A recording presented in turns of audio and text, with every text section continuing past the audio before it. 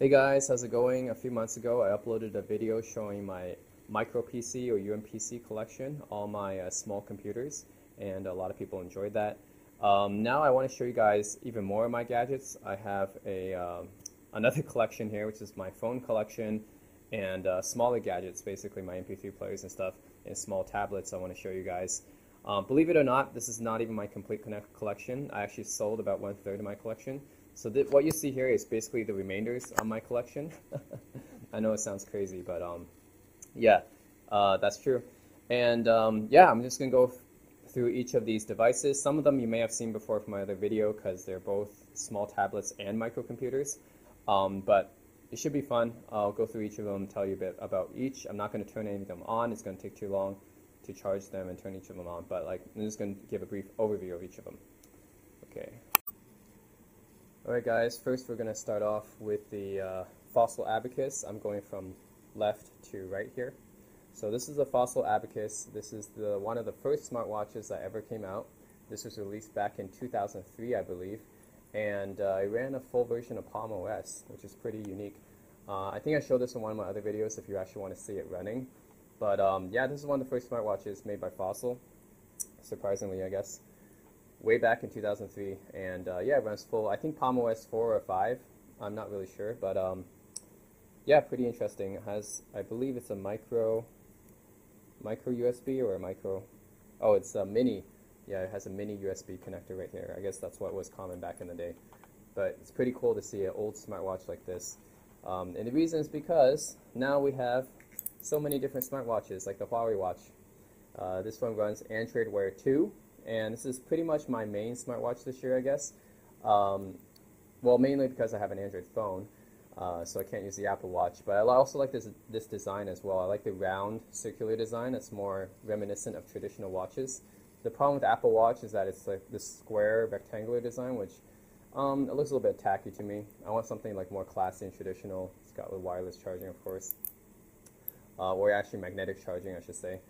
And yeah, it's fine. Like Android Wear 2 is pretty good. I like it, and it's like the Moto 360, except it doesn't have the flat tire thing at the bottom. So the Huawei watch is pretty good. Looks very stylish to me. That came out, I think, in 2015 or something.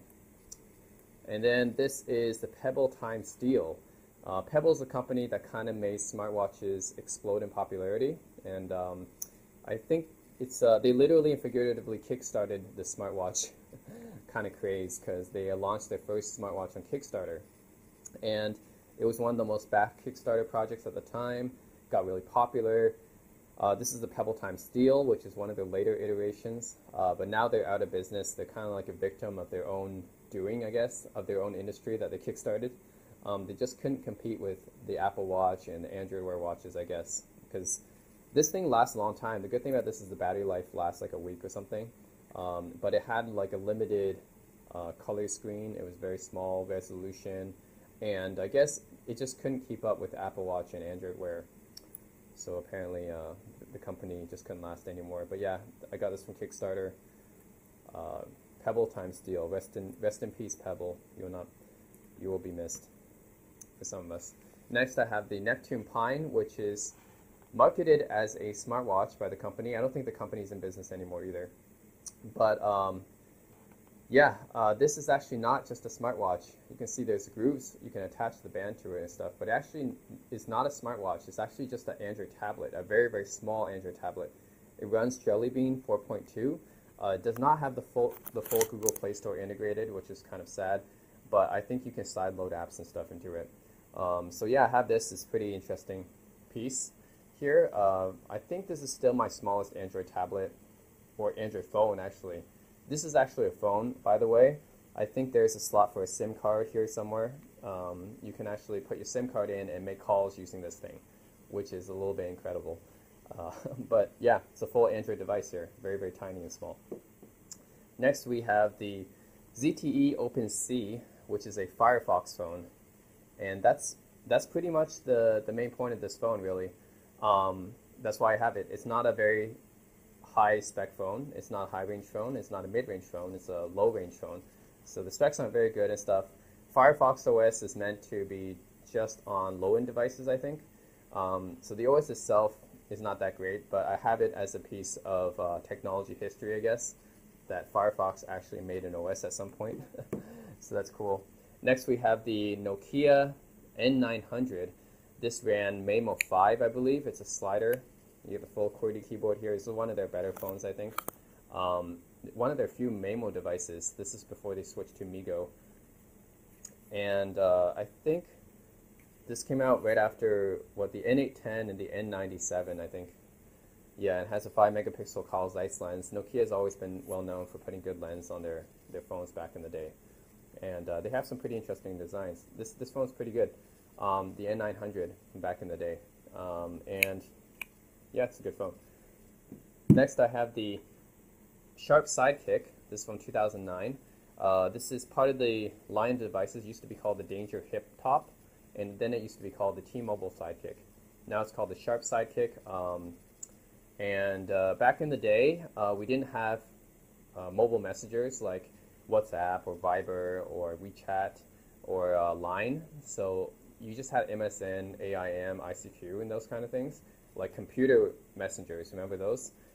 Yeah, this was a way to message your friends and stuff in those days, the IM days, and mostly geared towards teenagers, I think. But this is also a phone, which is pretty cool as well. It has a swivel screen right here, so you can like when you're calling someone, you can put your phone in this mode, and then if you want to use it in landscape, you can flip up the screen like this, which is pretty cool. Yeah, you don't see any phones do that these days. It's a pretty unique design. And I think your cursor is also a speaker there. I think there's a optical track point here, kind of similar to like a BlackBerry. But yeah, that's the T-Mobile or Sharp Sidekick from way back in the day when we needed to use IMs, instant messengers on desktops. We didn't have any for mobile. All right. Then we have, this is the Nokia E70, and Nokia has a lot of really cool designs on their phones. This is no different.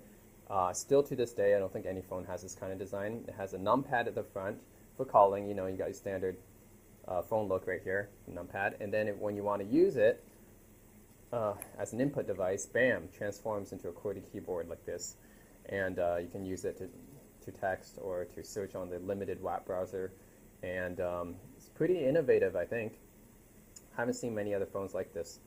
But yeah, this Nokia E70 running Symbian. Alright. Next we got another cool Nokia phone. This is the N95. And I think it came out in 2007. This was actually considered better than the iPhone when it came out. And yeah, it had a lot of good functionality. The camera was really good. 5 megapixel Carl Zeiss lens. Remember that the first iPhone only had a 2 megapixel camera and didn't have any features on it. So yeah, this is running like Symbian 9.2 and 9.4, I believe. And then you have your numpad here. When you slide it one way, slide it the other way, you get a media player controls for your music. So it's a dual slider, which is a pretty cool design. And still to this day, actually, it's very, very light, compact, easy to hold. I think Nokia N95 was one of Nokia's best phones ever. Next we have, this is the Lenovo. Yeah, you guys didn't know that Lenovo made phones? They don't just make ThinkPads and stuff. Yeah, Lenovo makes phones too. And it's not just a regular phone. They make a flip phone that's also an Android phone. So this phone, huge keypad right here, you can see.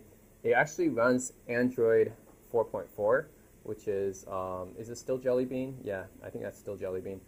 But yeah, this is a flip phone, a relatively recent one actually. And you can run full Android on this, full Google Play Store. And you have it just in a flip form factor, which is really cool because flip phones are not that common to see these days. But if you want to have a flip phone, Lenovo got you covered. Yep, that's A588, I think. Yeah. Next we have some MP3 players here. I have the Microsoft Zune. This is the Zune HD. The original Zune was like kind of like an iPod Classic. It's a lot more bulkier. But this is the Zune HD right here.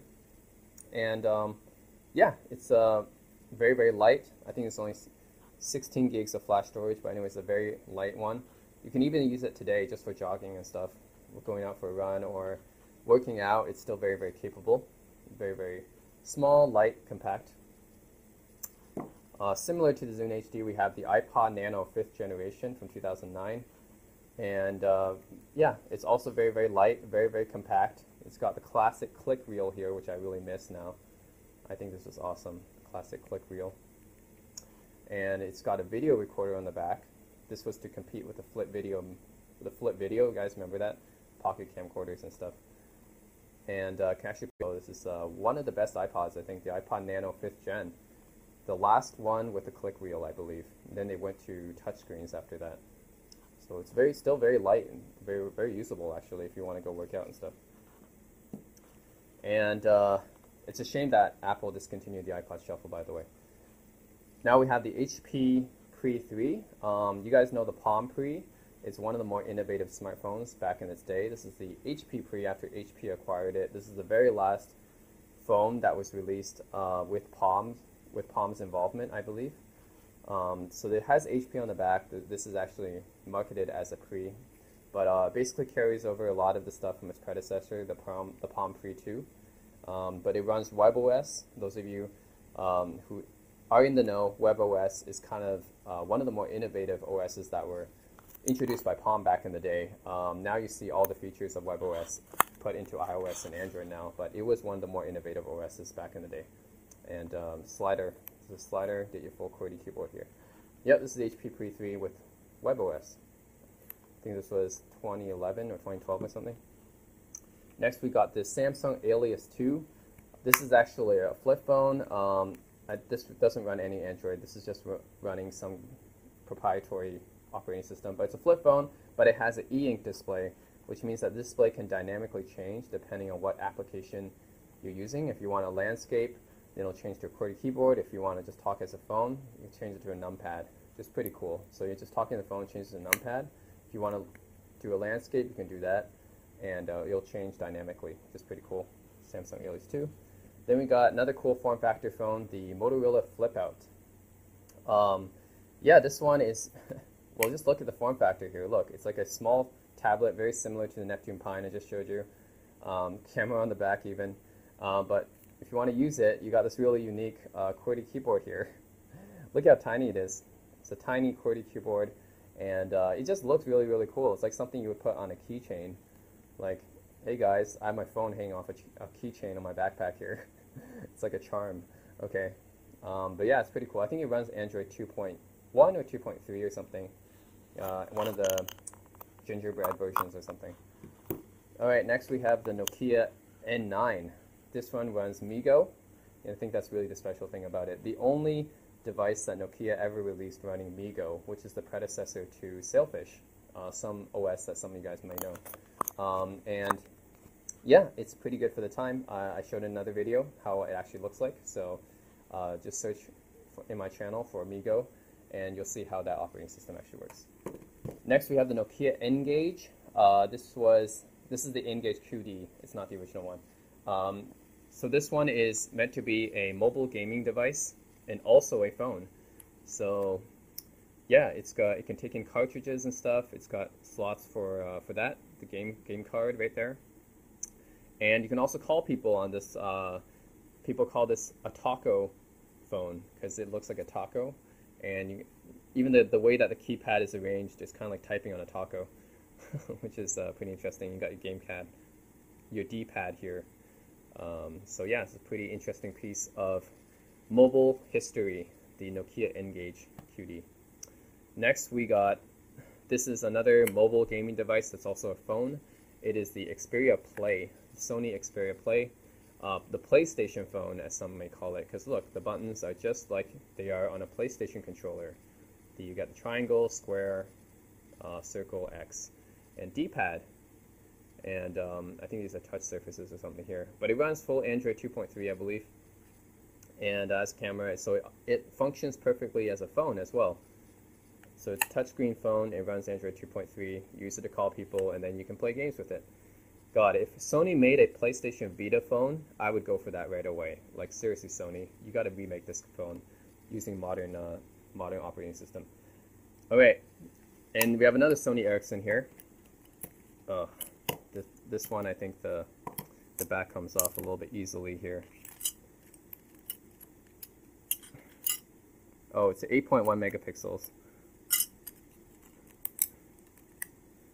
So you guys, not all my stuff is in super good condition, but okay. So it's 8.1 megapixels, and this is Sony Ericsson W995. It's also known as the Walkman phone. It's actually in a line of Walkman phones, and this is the last one, I believe. Has a numpad here for calling, and then has some music-specific functions, I believe. Yeah, there we go. You got some media controls on the side for playing your music. You got a camera button right here. Sony Ericsson used to make a line of phones, one for CyberShot for their cameras, and then one for Walkman for their music players. And this one kind of combines both, the W995. And you call people, yeah, it basically can do a lot of things. So it's pretty capable back in the day. 8 megapixels is actually quite good for its time. Okay, I'll fix that later. Alright, and then we got the Dell Venue Pro. This runs Windows Phone 7. So you guys know Windows Phone is kind of dead now, but when Windows Phone 7 came out, God, it was actually a lot better than the Windows Mobile that came before it.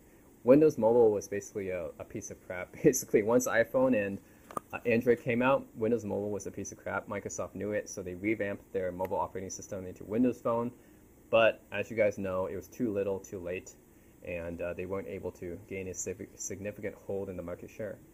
But anyways, this is one of the Windows Phone 7 devices with the slider up keyboard, the Dell Venue Pro. Yeah. Then we got my trusty iPhone SE, which I actually still use a lot for recording videos. This came out last year, 2016. Looks just like the 5S, basically. And yeah, I use it for recording a lot of videos. It's still a really good small phone. And this is my only phone with iOS on it. So far this is going to be my only iPhone. I really don't like any of the new iPhones, so I think I'm going to stick with Android from now on. But this is still going to remain my only iOS device. Alright, and then let's go up here from right to left now. This is the Nokia E7, I believe. It's running Symbian 3, if I'm not mistaken. Yeah, it runs Symbian 3, which is another version of Symbian that's updated for touch controls and stuff, kind of optimized for touch. And this is kind of a flip-up slider, which is pretty interesting. Kind of flips up and on a curve like that, kind of like a Microsoft Surface Book, like that, or Microsoft Surface Pro. It's pretty interesting. It's got a QWERTY keyboard and stuff. But yeah, that runs Symbian 3, which is not the predecessor to Maemo, I think. Before Nokia went to Maemo, they upgraded their version of Symbian to run touch optimized controls and stuff, and the OS got rehauled and stuff. Anyways, above the Xperia Play, we have the PSP Go, which is very similar, except it's not a phone. It's just a gaming console, and I'm going to be showing you guys some gaming consoles in this video too. It's not just phones, by the way. Yeah, it's the PSP Go. I guess it can be considered a little bit ahead of its time because it only uses digital technology. You only download your games. There's no place to insert your game cards or anything, and I think that's the way of the future. In the future, all the games will be digitally downloaded. You won't need to actually have any physical games anymore. And these days, already Steam, PC games, most of PC games are downloaded through Steam now. You don't need to buy physical games on PC anymore. Just for consoles, you still do, but eventually that will be all done digitally as well. So PSP Go, a little bit ahead of its time. You can run emulators and stuff just like on this, and I've done a video comparing the two. So check that one out too. This one is the Nokia E90 Communicator. The Communicator was one of the very first smartphones that ever came out back in the 90s. This is the end of that line. I think in 2007 this was released. It's Symbian 9.2 or something. But yeah, you have the normal phone interface. Looks really retro, but you have this candy bar interface right here, the numpad and everything. And then, oh, you know what? I'm gonna flip it open, and on the inside here, we got another screen with a QWERTY keyboard. So it's got two screens, and yeah, it's just a pretty awesome looking phone. You don't see phones that do this these days, huh? Yeah, it's pretty interesting. If I use it out in public, I think I'll get a lot of weird, awkward stares. It's like, what kind of phone is that? Dual screen, QWERTY, flip up. Yeah, pretty cool phone though. Next we have the Samsung Z1. This one is only remarkable because it runs Tizen OS, which is an OS that's not made by Samsung, by the way. It's actually just mainly backed by Samsung, and Samsung is the main company that's using it, the main big company that's using it, I guess. And that's really the only noteworthy thing about this phone. I've done a look at this on the Tizen OS before. It's not that impressive, but I have it here just because it's different. Alright, then we got the Palm TX. This is one of the old school Palm pilots. You know, the old Palm pilots and stuff. You can use your stylus and stuff. It does come with a stylus right there, and SD card even. And you know what? I tried using this for a day, and battery life was freaking amazing. Like, the battery life is amazing, and a monochrome screen, that definitely helps. And yeah, if you guys actually just want something that doesn't connect to the internet, and you still want to store your reminders and stuff, then this, you can actually still use a Palm. It still works perfectly fine today. You don't want to use a smartphone if you don't want to use your smartphone for doing those things, you could use just a Palm for, yeah, just making to-do lists and stuff. It works perfectly fine.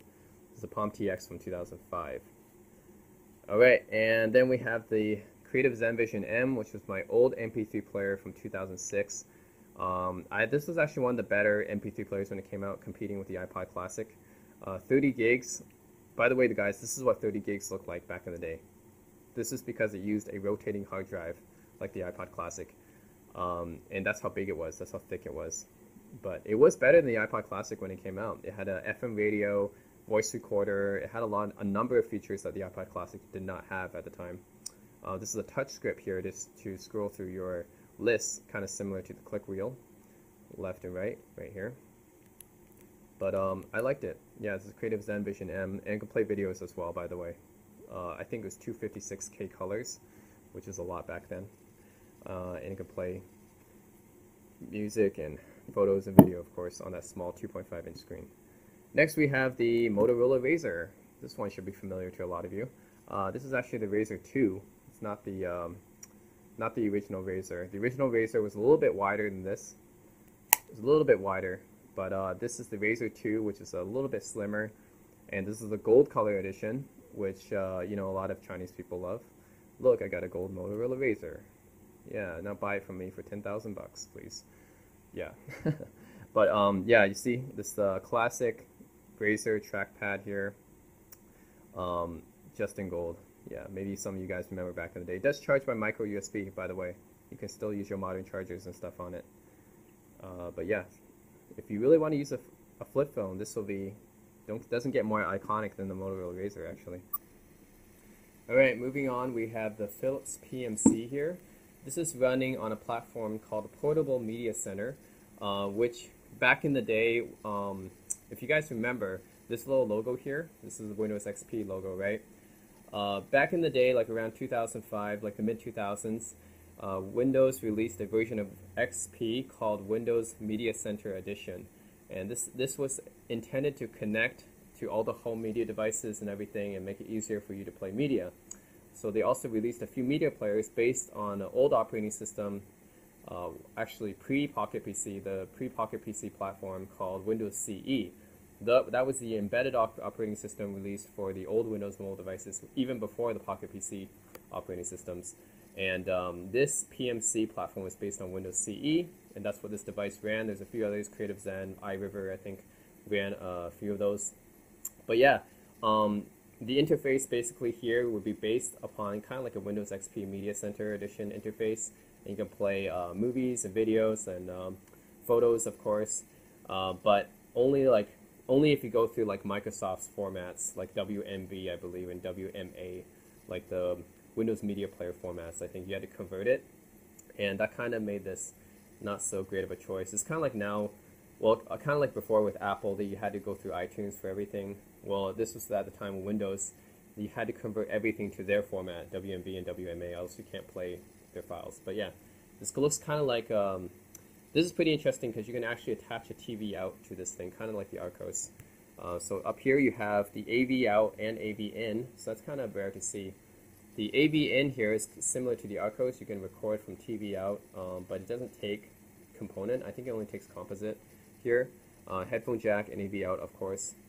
And then you got a mini USB. It looks kind of like a small television set, actually.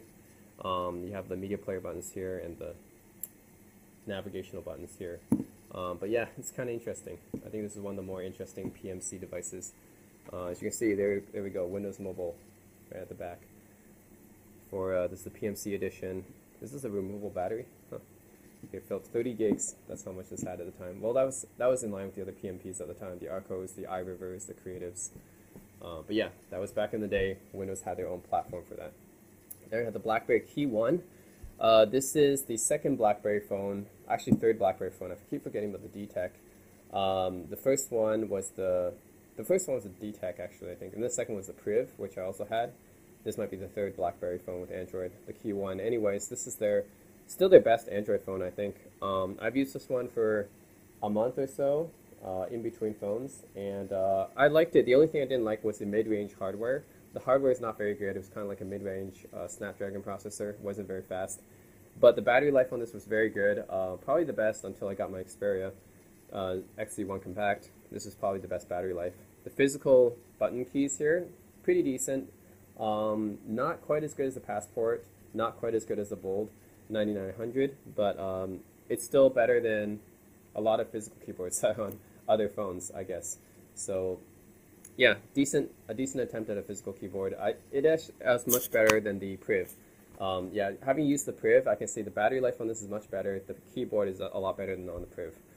And yeah, it's a BlackBerry. Actually, technically not a BlackBerry. It's a TCL using the BlackBerry license. But yeah, I think this phone is much better than the Priv, actually, that BlackBerry themselves actually released. So props to TCL for making this, actually. Pretty decent effort. And of course, charges via USB-C. That's also something. And it's a pretty tall phone. It's got a dual-tone sensor, surprisingly, at the back. It's got a nice leathery finish right here. But all in all, it's a pretty good secondary phone. Right now, I have my Xperia as my secondary phone, but before, this would be my secondary phone. Alright, talked about this already. Okay, so this is Sony Walkman. This is the portable, this is an MP3 player, right, or a digital audio player. It's basically the successor to my iPod Nano. I used to use the Zune HD, actually, for playing as a lightweight kind of MP3 player for playing video files, and I had my Pioneer, and finally I switched back to a more lightweight one. I guess I still use my Xperia phone for most of the music these days, but this one, still I use it sometimes if I want to go out working out and stuff. This is NFC. You can pair it with all the other Sony devices. They all have an NFC on it. Walkman, of course, they all have their own. They had the built-in proprietary Sony upscaling, I believe, for compressed formats. I'm not sure how good it is, but it has that and like different compressors and equalizers and stuff inside that. But yeah, this MP3 player is pretty good. Micro SD right there. Dedicated buttons for volume.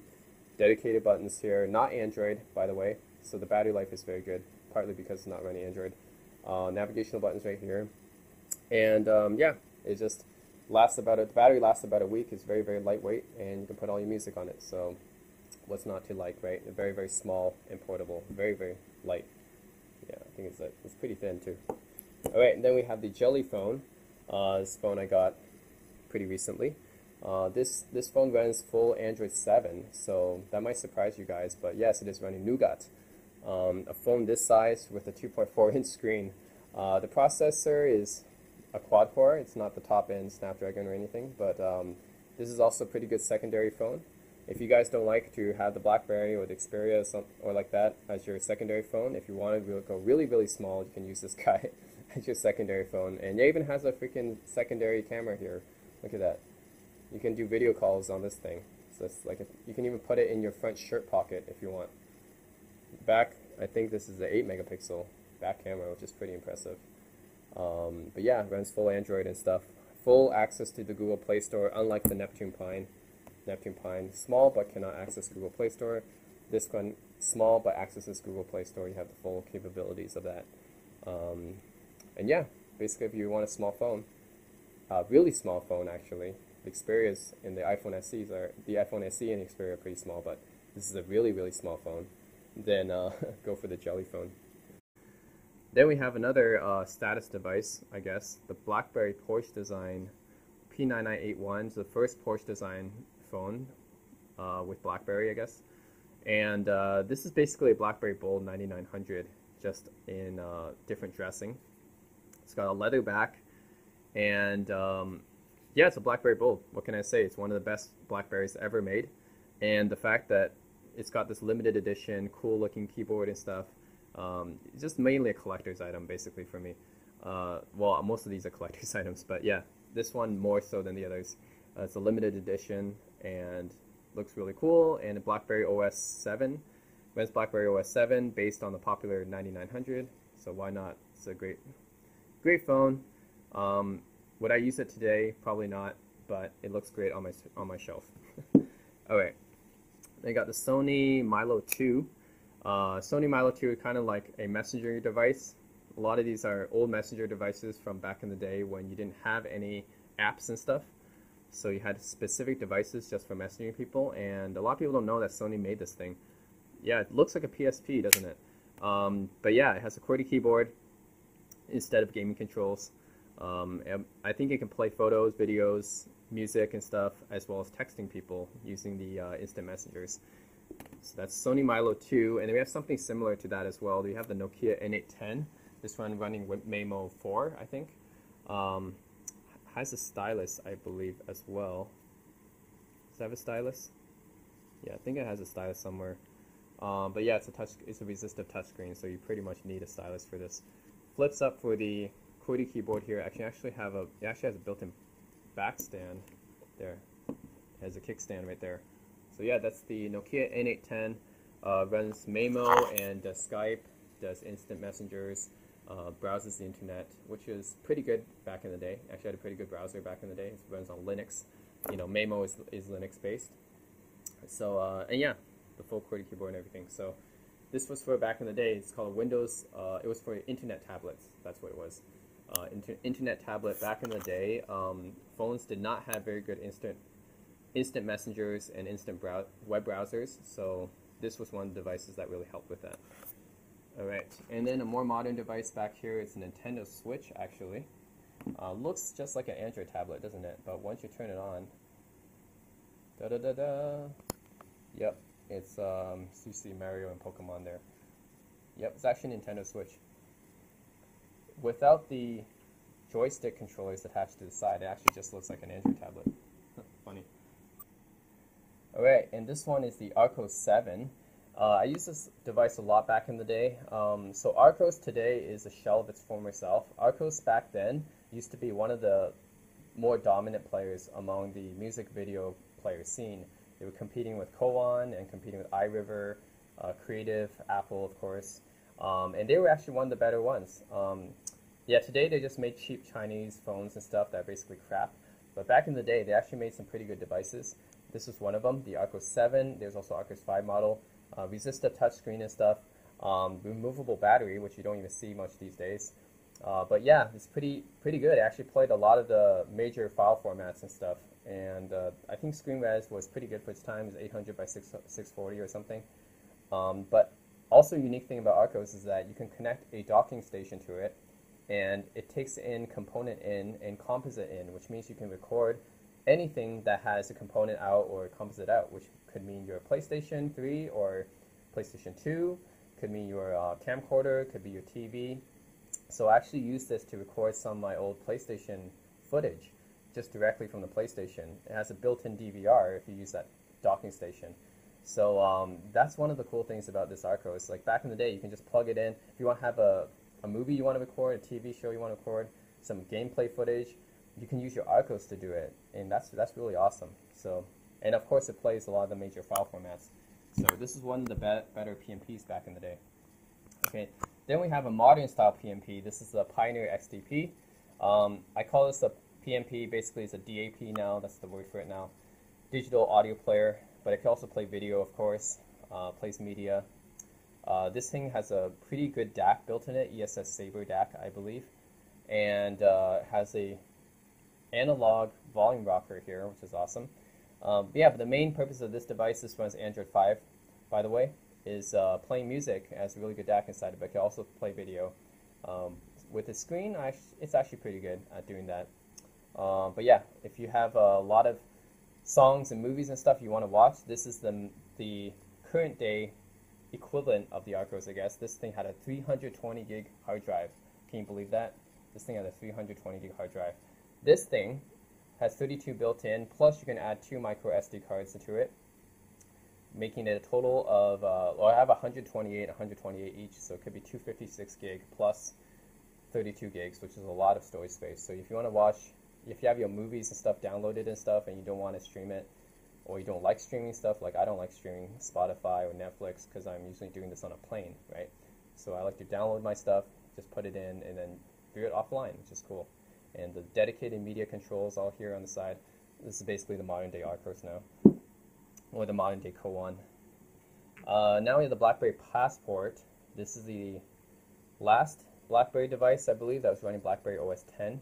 BlackBerry no longer makes devices running BlackBerry OS 10. They now do just Android now. But yeah, BlackBerry OS 10 is actually pretty good. And the form factor of this thing made it pretty easy to view articles and stuff. When I was like reading and stuff, this screen, this square screen, this aspect ratio made it a lot easier to view articles and stuff. I would just mainly put it this way. And the keyboard, the physical keyboard here, which you don't see much anymore, actually acts like a scroll. So you can actually scroll through web pages and stuff like this, and it was awesome. It's too bad that BlackBerry OS did not have enough app support. Actually, you can connect to Amazon App Store as well, and you can sideload Android apps into it. But you know, most people didn't know about that. So it kind of died a slow death, and it's kind of sad because BlackBerry OS 10 was actually really good, or BlackBerry 10 OS was actually really good. Kind of sad. So, but I still keep that. This is the Microsoft Kin 2. It's kind of just like the other messenger devices, like the Sharp Sidekick. When it came out, it's mostly meant for you to, again, use IMs and stuff, instant messengers. So this is mainly meant for instant messaging, very, very similar to the Sharp Sidekick and the Sony Milo 2 that I just showed you guys. But anyways, this is the one that Microsoft made. Yay. Okay. Then we got T-Mobile G1 here. This is also known as the HTC Dream. This is the very first Android phone that was ever released, running Android 1.5. Yep. It has this kind of springy. It's not just a slide up. It's like a go to the left and up kind of screen. See that? Pretty unique. Has a full QWERTY keyboard, you know. And yeah, this is the very first Android phone, so it's a very good collector's piece. I have right here the T-Mobile G1 / HTC Dream. This one here is HTC Pro 2, I believe, Touch Pro 2. Obviously, it's a used one. But yeah, this runs Windows Mobile 6.5, which is the very last version of Windows Mobile used until they switched to Windows Phone. But yeah, this is one of the computers or phones that were running Windows Mobile 6.5. Of course, HTC put their own layer on top of it, but I don't think it's, yeah, it's okay. Actually, it makes it a little bit smoother in my opinion. So the QWERTY keyboard is just okay. It's a little bit spongy. But yeah, this is the Windows Mobile 6.5 device. Then we have a Windows Mobile 8 device, or Windows Phone 8 device. This is the Nokia Lumia 1020. What's special about this one? You can see I have this grip attached to it. That's because this phone was mostly meant to be used as a camera. Look at it. It just looks like a point and shoot, doesn't it? Yeah. Because this camera was the best when it came out. It just blew away everything else. The 41 megapixel Carl Zeiss lens, here PureView, Nokia PureView, just blew away every other phone at the time. So it's one of the best cameras out there. Unfortunately, it's running Windows Phone 8, which was not too successful, and well, Windows 8 itself was not very. People didn't like that OS either. But yeah, I used this for a while, even as a tripod mount here. I used this for a while. I think Windows Phone 8 is actually pretty good. Just people never gave it a chance, so it kind of died. But this phone's actually really good for the time, 2013, and you had a 41 megapixel camera. It actually crops the images, by the way, so you don't actually get the full resolution, which is a good thing because that would take up a ton of space. Okay, next we have another Windows Mobile device. This is a Windows Classic, actually. Windows Classic 6. That's what this was running. So this is a Pocket PC. Back in the day, you know, Pocket PCs, kind of similar to Palm Pilots and stuff, except they're running Windows. This is the HP iPac. A lot of iPacs used to be the compact iPac back in the day, but then HP took over compact, and then they made it the HP iPac, and they had a reasonably successful line of pocket PCs, I guess. It's one of the more better known ones. There's the Dell Axim. That's another well-known pocket PC line, but this is the HP iPac, and I think this is one of the last ones released. Removable battery here. 2 slots here. You got a compact flash and an SD card slot. Interesting, and a stylus up here. Of course, it's a resistive touchscreen. This was right when iPhone came out and made capacitive touchscreens popular. But yeah, this is one of the last pocket PC devices that did not have any phone functionality. It was just meant as a PDA. All right, let's go up here. We have the Intex Aquafish right here, which runs Sailfish OS. Remember, I was talking about Sailfish OS. It's kind of the successor to Migo. Yeah, Nokia Migo. And Sailfish OS is alright. I've used it a little bit. I don't know how I think about it compared to Android, although I think I still would prefer Android. But Sailfish is okay. It's not a bad operating system. Of course, there's not many apps and stuff for it, and no one really knows about this. But it's actually a pretty decent operating system, and it has Linux roots. So those of you, Android has Linux roots too, but it's pretty different now. But yeah. The Intex Aquafish, which runs Sailfish OS 2.0. Then we have the Google Pixel, which is my current phone. Pre-ordered the Pixel 2, by the way, but it's not coming until next month. But the Google Pixel 2 is one of the best phones out there still. The camera on it is awesome, and it's evident by the fact that my camera is actually kind of broken, and I'm still using it. And I'm still using it because it's still better than any other camera on any of my phones. That just proves how good the camera on the Pixel is, and it's still a really good phone to use. Very, very snappy, responsive, upgraded to Android 8. So yeah, can't wait for the Pixel. All right, then we have, this is the Kyocera DuraForce Pro, which is running Android 6, I believe. 6, yeah. So yeah, this is the DuraForce Pro, and actually, Android 7, maybe. This is running a 7, maybe? Android 7, okay. It has 2 lenses at the back, a wide-angle lens and normal lens, so you can use this as an action camera even. Yeah, I think the main reason I have this one is because it's a super durable military spec tested phone, which means that if you're going out to somewhere dangerous, like North Korea, then you should probably carry this phone. No, I'm kidding. Yeah. This one is probably one of the more durable phones. You can drop it in the ocean, for example, and it's completely water resistant. I don't want to say waterproof, but water resistant. You can drop it in it's a huge tough shell right here. Yeah, very, very durable phone. That's why it's called DuraForce Pro. Next, we have the Microsoft Surface phone. This is Lumia 650. Yeah, this one runs Windows 10. It does not have Continuum, so you can't connect it to the dock or whatever. That would be the HP Elite X3.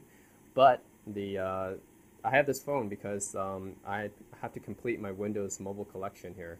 This is the very last one. Microsoft's not going to be doing any more Windows phones. So this is the Windows Phone 10 Lumia 650. Pretty good operating system, by the way. Actually, I'd still like Windows 7 better than Windows 10, but Windows 10 isn't bad. It's not too bad. So this is the phone version. Anyways, very, very light, by the way. Very surprised at how light it is. Very, very light. Okay, then we have the Amazon Fire phone running Fire OS. I don't have a Kindle, and this is pretty much my only Kindle device. But what's unique about this phone is not only is it the only phone running Fire OS, but it also has 5 different cameras on the front. You can see it, 5 different cameras on the front. Part of that is to enable this parallax thing, what they call this parallax dynamic perspective. Now that actually doesn't matter much, but when you're reading web pages and stuff, you can actually just tilt the phone in order to scroll the page. And that's something that's pretty unique. I don't think I've seen that. I think some Samsung phones have it, but I haven't really seen that feature in other phones. You basically just tilt this phone to scroll it, and the further you tilt it, the farther it scrolls, the faster it scrolls. And that's pretty interesting. It has 4 different cameras at the front for this parallax perspective thing. And I guess it just senses where your face or something, or how you're viewing the phone. So that's pretty cool. Unfortunately, this phone flopped, and no one really uses this phone. And I don't think we'll be getting another Amazon phone. All right, Then we have the Sony Xperia XZ1 Compact, which I just reviewed, and this is a pretty awesome phone for my opinion. I used to have the Z3 Compact. It was awesome. It was water resistant, micro SD, long battery life. This phone's the same pretty much. Let's see how much battery life. 75%, and I haven't even recharged it in more than a day. So yeah, really good battery life on this phone. Water resistant IP68. Still has a headphone jack, by the way, so you can make it water resistant and have a headphone jack. It has Walkman technology built in, NFC. It has dual tone sensors here. It's got a 21 megapixel camera. Micro SD, it has that as well. USB-C charging. And by the way, it has two cameras up here. I forgot to say that in the reviews. Two cameras. One is a wide angle camera and one is a regular camera. So you can actually do wide angle selfies and stuff. You can switch the modes and stuff. That's pretty awesome. So Xperia's XZ1 Compact, really good small phone. It's really fast too. Snapdragon 835 in that. Android 8 as well. Alright, and here we have another messenger device. This is the Zipit Z2. And I think some people have actually modded this because this runs Linux actually. And you open it up and it's basically just like a messenger device, just like the Microsoft Kin 2 and the Sharp Sidekick and the Milo and the Nokia. Yeah, it's mostly meant for Messenger for back in those days when you just couldn't get any apps on your phone really, and you didn't have those kind of messaging apps, and you had to use a dedicated device for it, or people were making dedicated devices for them. Then we have the PS Vita, still one of my favorite gaming consoles, handheld gaming consoles I mean. Very, very capable, and this is the slim version, doesn't have the OLED display, but it is a lot lighter, and it charges via micro USB, which I like. And yeah, it's game card slot up there.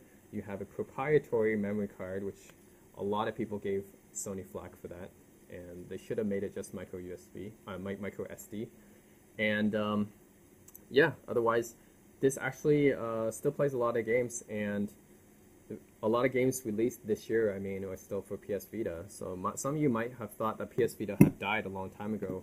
Well, it hasn't. Actually, they still make a lot of recent games for it. I can name one just came out, Danganronpa V3. That just came out last month, I believe. So yeah, there's still a lot of games being released for PS Vita, believe it or not. Okay. Alright, so this is the Sony Tablet P, and you guys have seen a little bit of this in my other video with the UMPCs and everything. But yeah, this tablet is really unique, and reasons because you can fold it up like this, and this is so far the only tablet that I've seen that I've done this. It runs Honeycomb, by the way, Android 3.1, and which is like a non-open source version of Android. Yeah, you can fold it up and put it in your pocket. See, this is a full tablet right here. Once you open it up, and it has this little bezel in the middle here, which might be a little bit annoying. But anyways, this is the only tablet I know that can fold up like this, and I sometimes still use it as an alarm clock, which is pretty useful actually. You can show the time, the clock right here, and it's actually pretty useful as that. But yeah, they should make more tablets like this that can fold up and you can put it in your pocket, because most tablets are just too big. Well, I guess phablets, kind of replace this, but still, this is, I believe, 7-inch screen when you unfold it fully, so that's actually much bigger than any phablet even. Alright, here we have the GPD Win. This is a game console. It runs Windows 10 on it, which means you can run all your different Windows games on it. So I installed Steam on this, and you can run all your Windows games. You can also run emulators, of course, because you can install emulators on Windows. And has all these controls, very similar to the DragonBox Pyro, I believe. Not the DragonBox Pyro, the Open Pandora. Yeah, the Pyro has not come out yet. The Open Pandora is similar to that. So it has all these gaming controls in here. So I classify this one as a gaming device, which is why I have it here. Further back, we have another emulator kind of tablet, the NVIDIA Shield Portable. Still, I haven't really found a good replacement for this. Might be the DragonBox Pyro when it comes out. But still, this runs Android 4.2, but it's really, really good at running emulator games. So you just put in your SNES or SNES or NES, Genesis, whatever kind of old school game you want to run. You can emulate it all very well with this. The controls are nice. It has the standard Xbox style controls right here, the analog sticks, X, Y, A, and B, and it has trigger buttons at the back, mini HDMI, your micro SD, of course. So it's very, very good as an emulator system, and I wish they could make a successor to this, but NVIDIA has discontinued this. It does not seem like they intend to make a successor, but they should. I think this chip is Tegra 4 or something, or yeah, I forget if it's the Tegra 4. I think it is, or the K1. And by the way, the ports on GPD-Win are similar as microSD as well. MicroSD and USB-C actually for charging, which is a nice bonus. This one's still on my micro HDMI, micro USB, because it's from 2015. Okay, next I have the Nintendo 3DS, the new Nintendo 3DS, I should say. As a 3D handheld and stuff, it's pretty nice. I play it sometimes. A lot of good first-party games on here, as you would expect from Nintendo. If you want to play Mario, Pokemon, Zelda, whatever, Metroid, then and you want to play on the go, then you should buy a 3DS. By the way, the Switch does not completely replace the 3DS because the 3DS is still smaller. If I fold it up like this, this is the Monster Hunter 4 edition, by the way. Look at this. Even folded up, it's still smaller than the Switch. Plus, the battery life on this is a lot better. So that's why they still release 3DS games. Some people might be wondering, why release 3DS games still when the Switch is better and the Switch just came out? Well, the thing is, the Switch does not really compete with the 3DS directly. It can be used portably, yes, but not for long periods of time. First of all, this is a lot more portable. Secondly, like if you add the Joy-Con controllers to this, it's going to be a lot bigger than the 3DS and the footprint of the 3DS. So it's not as portable as the 3DS. Secondly, the battery life isn't going to be as good. I think the Switch tops out around like 3 or 4 hours when you play like Legend of Zelda, Breath of the Wild, for example. 3DS will last a lot longer. The battery life is a lot better on this thing. So that's why you might still want to keep the 3DS. So yeah, I have this. I don't like the proprietary charging port at the back. That's a little bit of a nuisance. But yeah, then it has the game card right here. The micro SD card is actually, you have to take off the back cover to access it, which is kind of annoying, but you can fit a lot of games on that micro SD card, so that's good too. But yeah, if you want to play first-party Nintendo games, then I still recommend the 3DS for its portability, more so than the Switch even. Yeah, the Switch has battery life issues right now. Alright, moving on, we have the HTC Advantage 7500 here, which is actually a phone, by the way. Don't be fooled. It looks like a tablet, it looks like a mini laptop, but it's actually a phone, a full-fledged phone, so you can actually call people on this thing.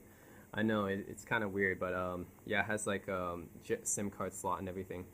It looks like a tablet though. On the side it has a stylus right here, power button, everything. You have VGA out, you have a unique kind of VGA out right there, DC in headphone, and you have this huge screen right here, which was really big at the time it came out. I think this is a 5-inch screen. Now 5 inches, this came out in 2007, I think. You have to remember, when the iPhone came out in 2007, it was 3.5-inch screen, and that was considered very large at the time. Imagine having a 5-inch computer like this, a 5-inch phone like this, come out in 2007, and people's minds would explode. I mean, you thought 3.5 inches was big. Look at the size of this thing. It's a monster. It's a beast. It's got a front camera right here. It's interesting. And then, of course, this magnetic docking to this keyboard right here. It's a magnetic dock. But yeah, just the thought of calling people on this thing is pretty funny and pretty crazy. I don't think you would even do that even now. Like, even now, I guess this would be considered pretty big for a phone. I think the reason is because it's just so wide. Yeah, phones these days, if it's a phablet and stuff, it's going to be taller than it is wide. This thing is just, it's wide, so it's still going to be pretty hefty even today, by today's standards. Okay, next we have another HTC device. HTC made a lot of cool devices as well, especially for Android. By the way, this was running Windows Mobile 5. This is running Windows Mobile 5 as well. This came out in 2005, I think.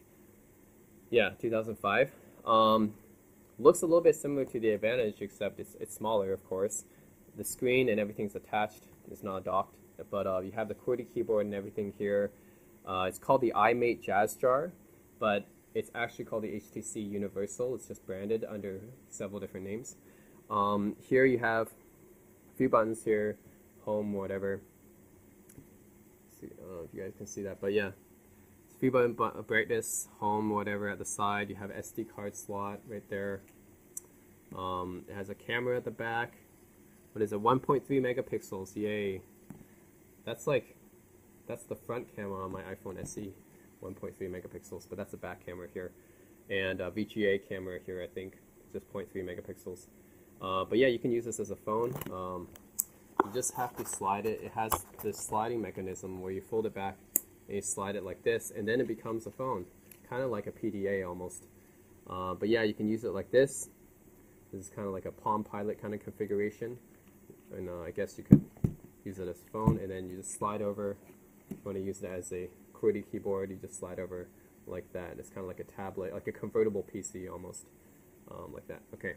And we have a few other devices that are kind of similar to that, like the Sharpsaurus, and you guys have seen this in my other video as well. The Sharpsaurus and the Sony UX50, both very similar to the HTC Universal.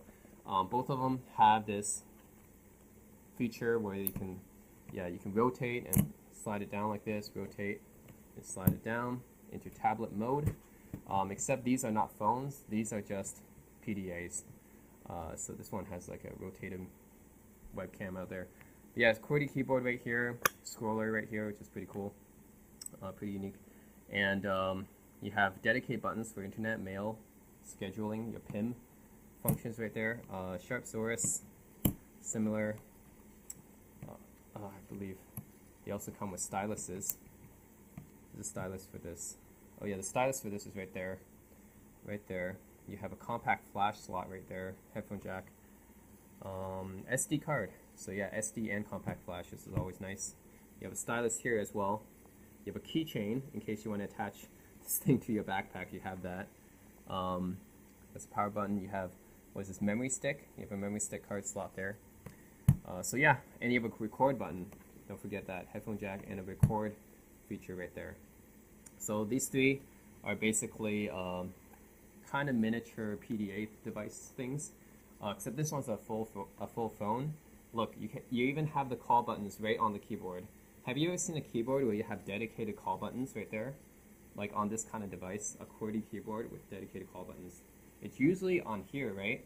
But no, on this phone, it's right on the keyboard itself. Interesting. So this one's a phone. These two are not. These are just PDAs. But they're still pretty cool. Same form factor, convertible tablet kind of form factors with the QWERTY keyboard.